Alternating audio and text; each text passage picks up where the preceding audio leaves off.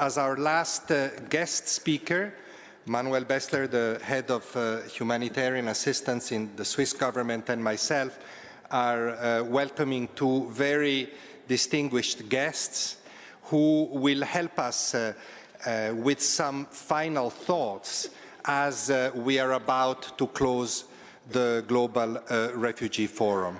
And without further ado, may I ask you, Prime Minister, to take the floor and share some thoughts with us. Thank you.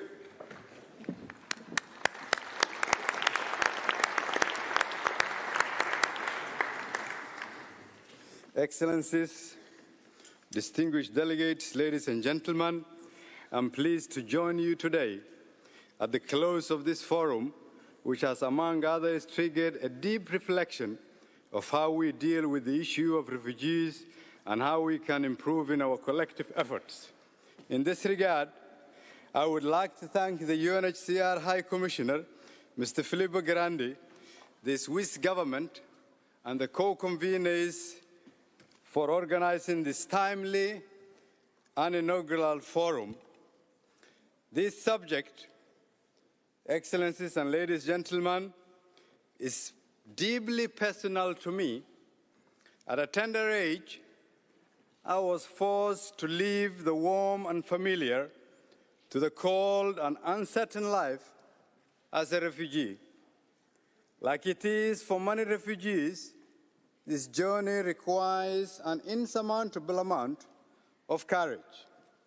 The most difficult being gathering the courage to leave everything behind and rebuild in a new environment. To start fresh, often against all odds. I acknowledge that for many reasons, chief of all luck, many refugees like me at the time did not get the opportunities that I did. As a refugee worker for over a decade, I remained dedicated to the refugee cause and sought to address refugee issues passionately. The challenges were vast and the response was largely inadequate. However, I must admit that despite facing great difficulties, the courage, hope, and resilience that is characteristic of many refugees always shone through. Today, as a Prime Minister, I'm confronted with the same challenges, albeit with a greater expectation from those I represent to, among others, ensure stability, provide protection, and find sustainable solutions to forced displacement. In Somalia, many lives have been lost and thousands have been forcibly displaced within and outside the country. About 1 million Somalis are living refugees in neighboring countries, while 2.6 million people are internally displaced. Additionally, Somalia hosts about 35,000 refugees from the region and is a transit state for migrants seeking better livelihoods in the Gulf and beyond. Improved conditions in the country has seen the return of about 90,000 Somalis. While we continue to work on further improvements of conditions to support refugee returns, I take this opportunity to call for the continued protection of all asylum seekers and refugees wherever they have sought protection. Excellencies, distinguished delegates, ladies and gentlemen, for decades, Somalia and its generous partners mounted robust response programs to address the need of refugees, IDPs, returnees, and host communities. Funds to the tune of billions have been spent on relief items and related support. However, despite these efforts, the drivers of displacement recurred, often raising the need for more support and for an increasing number of people in need. Many years later, and for an increasing number of people in need, the vicious cycle of crisis and the traditional system of response continues with little variation. This method of response, best characterized ad hoc, money-school, and hand-to-mouth, has helped to save lives in the short term, but experience shows that it has done little to build resilience of communities to survive future shocks. It has done little, if any, to provide sustainable solutions to complex and protracted situations. Experience shows that responding to a crisis only when the casualty count starts results in increased loss of lives and goes against the principle of humanity. Experience shows that eventually this way of working is costly, both in terms of human lives and resource utilized. Excellencies, distinguished delegates, ladies and gentlemen, we must change the way we do business in addressing these issues. We must seek sustainable solutions and pursue development approaches to address humanitarian concerns. We must acknowledge that eventually it is the extent of engagement of development actors working hand in hand with the government that determines continued resilience of populations and prevents a slip back to crisis and displacement. We must focus on addressing the root causes and the drivers of displacement. In this regard, we must invest unreservedly in improving good governance, the security sector, economic recovery, and social services, which are critical elements for peace and stability. We must agree that the needs of those who have lived in displacement for years are varied, but include to return to a safe and prosperous home. And if we are committed to ensuring this, then we must invest meaningfully in improving conditions in the countries of origin. In the spirit of burden sharing, we must work better to support Somalia and other nations whose population is displaced within and outside their countries, which itself, Somalia, a refugee hosting country, a migrant transit country, a returnee receiving country, and lastly, a country rising and rebuilding from decades of instability. We must acknowledge that to achieve lasting solutions, there are no shortcuts and no half-hearted approaches. Excellencies, distinguished delegates, ladies and gentlemen, the New York Declaration for Refugees and Migrants and the Comprehensive Refugee Response Framework provides a good platform to pursue protection and solutions to refugee problems. Its spirit acknowledges that some countries bear a heavier burden than others in dealing with refugee issues and calls for support to the countries in these situations. It is reassuring to know that, if actualized, refugees in the region and beyond will benefit. I, however, would like to call for an expanded application of this approach to include protection, assistance, and solutions in situations of refugee returnees, as well as protracted situations in IDP context. An expanded approach would ensure that refugees who benefit from comprehensive support in countries of asylum would have similar support back at home. With regard to IDPs, this approach will help us to stabilize populations and prevent secondary displacement. For this approach to succeed, it must respond full circle to displacement from start to end. Excellencies, ladies and gentlemen, distinguished delegates, Somalia is on the path of recovery with a renewed sense of optimism and increased expectation from its passionate and talented population. To much, the federal government of Somalia is focused on creating enabling conditions by revamping efforts to address insecurity, finding durable solutions to address recurrent natural and man-made crises, prioritizing infrastructure development, delivery of quality basic services, skill building, creation of jobs and livelihood opportunities in formal and informal sectors, as well as local and national investment.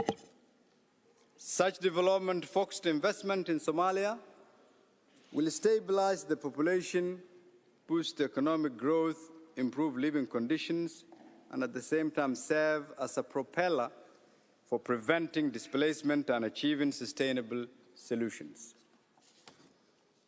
In line with Somalia's National Development Plan, Somalia, in the next 5 years, pledges to relocate and reintegrate 5,000 refugees, 25,000 refugee returnees, and 50,000 IDPs. Further pledges to create 250,000 new jobs in the field of agriculture, light manufacturing, and construction for IDPs and refugee returnees.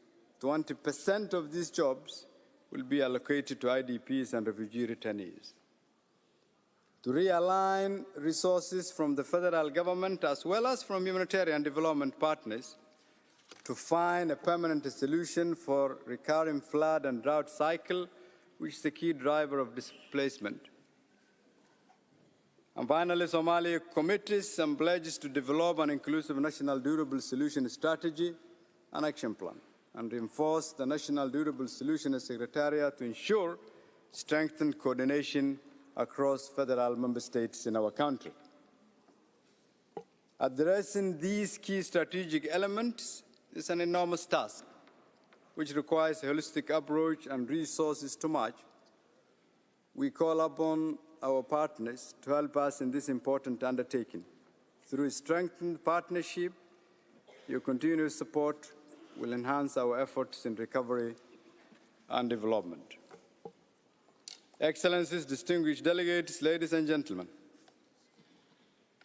in crafting a new way of working to find solutions, we must ask, what is the human cost of not adopting a new way of delivery? What are the consequences of responding or investing later than now? How do we account for the billions we have spent on this cause? And lastly, are our efforts making lasting impact? For many reasons, we fall short. We must do better. As leaders, we must reflect on our own words and actions. Our politics and policies should not instill and create further displacement and strife. Our words and actions should promote unity and harmony. Let our efforts bring out the best in people. Let us understand that refugees are an underutilized resource, and as such, our words and actions should seek to bring out the best in them. After all, we have a moral obligation to protect and support the most vulnerable people. Thank you.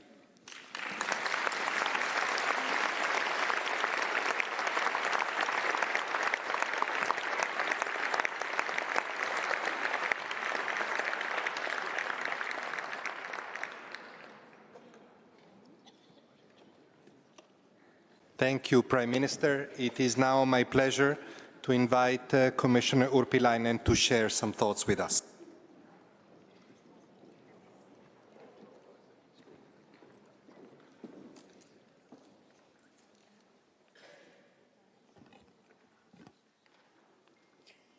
High Commissioner, Excellencies, ladies and gentlemen. I would like to start by thanking the UNHCR, the 6 co-organizing countries, as well as all the other governmental and non-governmental participants for the Global Refugee Forum and for making it together successful. We will continue to work together to help those in need of international protection. Let me first acknowledge the tremendous efforts made by the countries represented today to host and assist thousands and sometimes millions of refugees. They did it under sometimes very difficult circumstances. It was their choice to respond to the call of duty. I wish to pay tribute and express my recognition and that of the European Union. Dear friends, last week, during my very first trip as a European Commissioner, I went to visit the Kalobai refugee settlement in Kenya. This visit impacted me very greatly. I would like to start by quoting parts of the poem performed to us by Abol Malueth, a young girl living in the Kabulei refugee settlement in the Turkana region in Kenya. Dance, dance in joy. Our dreams scatter, our future tatter, but still we rise. Away with lamentation and fake victimization. With hope springing high, still we rise. I was impressed by these lines and by the people I met in Kakuma and Kalobai. On the top was not the difficulty of their life, but by their energy and hope. I visited the maternity ward that helped both refugees and the host communities. I visited the secondary school for girls in which Abol and her friends learn. I didn't meet superhuman heroes. I met people like you and me, who try to create new lives for themselves and for their children. I witnessed the human ability to rise and to come together. The poem is about hopes and dreams, strength, and it also expresses something profoundly human and universal. I cited this poem because we need to listen to it. Our task is to create better futures. We come together to ensure that for persons fleeing from a conflict, a new life can be created. We do this for others, but we also do this for ourselves. We are better when we do better. In recent years, the European Union has had to tackle the issue of refugees, and our discussions have been sometimes very difficult. But the overall direction is clear, rooted in the Union's values and our respect for international law. I can affirm today that the European Union will remain strongly committed to continue working together with all its member states, with all United Nations countries, with the UNHCR and the United Nations agencies. Together, we can find solutions and responses to refugee situations wherever they are and whatever will happen in the future. We will do so as we are convinced that everyone has to share responsibility in addressing a global challenge. The importance of international responsibility sharing is one of the key objectives of the Global Compact for Refugees. This principle has been always clear in the EU and EU member states' policies and legislation. True to this principle, the EU has dedicated some 80% of its €2.8 billion humanitarian budget between 2018 and 2019 to interventions helping the forcibly displaced persons as well as their host communities. Since 2016, the EU's support to forcibly displaced persons hosted in third country has included some €8.85 billion in development-focused interventions. We will continue this work in the future. Dear friends, as a teacher, I strongly believe in the importance of evidence-based decision-making and of learning together. I also believe in the importance of support that opens up new opportunities and empowers to learn. In this perspective, I am proud that over the last 5 years, our total investment in refugee education outside the EU has been over €5.3 billion. With this help, over 6.5 million girls and boys benefited from educational projects between 2015 and 2018. This is our contribution to allow a girl like Abol to proudly say, "Despite all, generation girl, we rise." The local integration in the host country is one of the 3 possible durable solutions. Second is the voluntary return to the origin country, in security and dignity. And the third one is the resettlement to a third country. While the European Union is a home already to 4 million of asylum seekers and refugees, our doors remain open. Our legislation supports the access of beneficiaries of international protection to education, social welfare, healthcare, accommodation, and the labour market.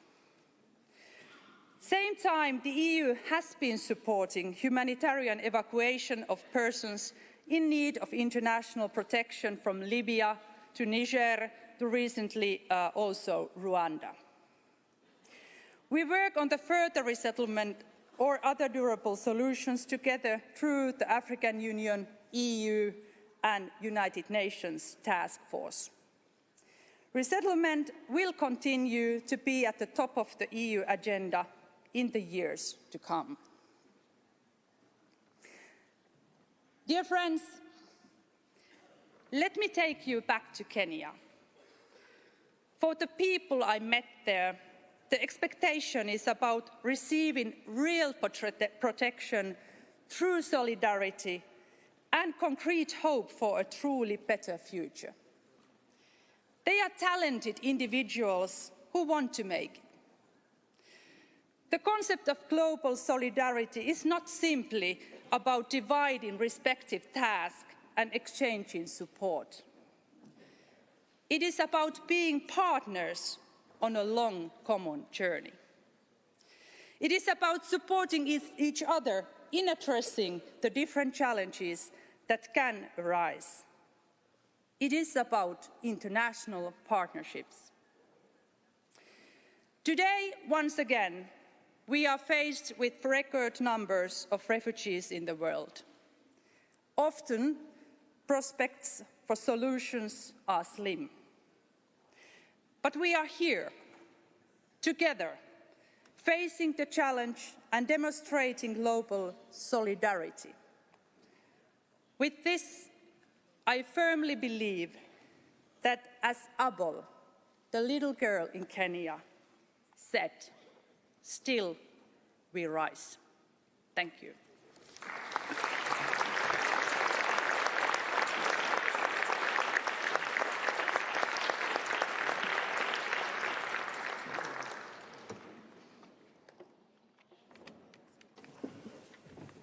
Thank you very much, Commissioner Urpilainen. And I'd like to ask our guests and the whole audience for a couple more minutes of patience to watch a short video. Two of my colleagues and friends in the United Nations, Henrietta Fore, Executive Director of UNICEF, and Mark Lowcock, the Under-Secretary General for Humanitarian Affairs, who unfortunately were unable to be here with us tonight, have sent us a very short message by video. So we'll watch that before closing the session. Please.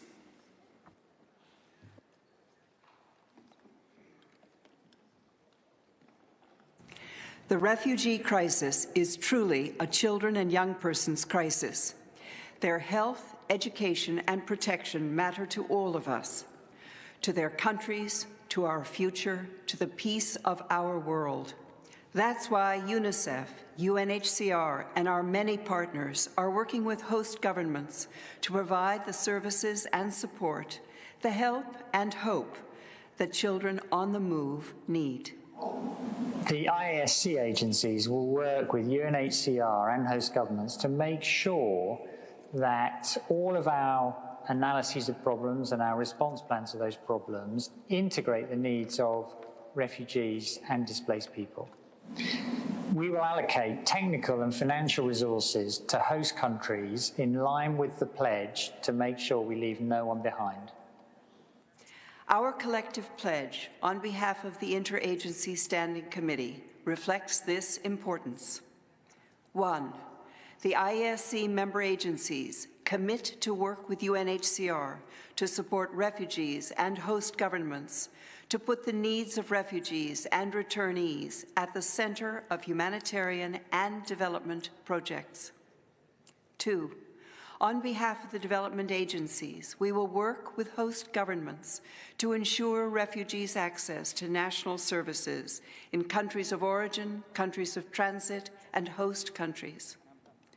And 3, across the system, we will work to provide technical, financial, and programming support to host countries as they support all children and young people within their borders. For our part, UNICEF and UNHCR have agreed to expand and transform our collaboration in support of refugee children and their families. This includes focusing on actions that will ensure refugee children are protected and have access to quality education and basic services like water, sanitation, and hygiene, and to do so in a way that builds on the expertise and comparative advantages of our two agencies. And at UNICEF specifically, we are committed to the objectives of the Global Refugee Compact. We will work with host countries and host communities as they absorb newcomers and those in transit and put their needs at the heart of our country programs and plans and our preparedness efforts. This includes our data collection and analysis so we can better target our work. We will support children in host communities and refugee children alike to help integrate them in local education, health, and protection systems. We'll work to combat xenophobia and discrimination against refugee children and protect all children, including unaccompanied and separated children and those living with disabilities. We will work to help keep families together and support countries as they develop practical alternatives to detention. And throughout, we will work with children and young people, including refugees, to ensure their voices are heard.